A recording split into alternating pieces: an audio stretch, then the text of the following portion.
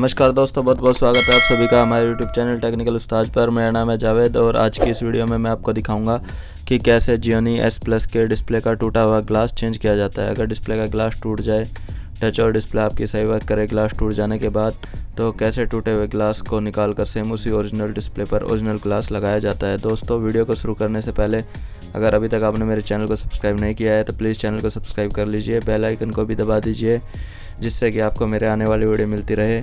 अगर किसी भी फ़ोन के प्राइस के बारे में आपको जानना है तो आप मुझे इंस्टाग्राम अकाउंट पर मैसेज कर सकते हैं। तो चलिए शुरू करते हैं।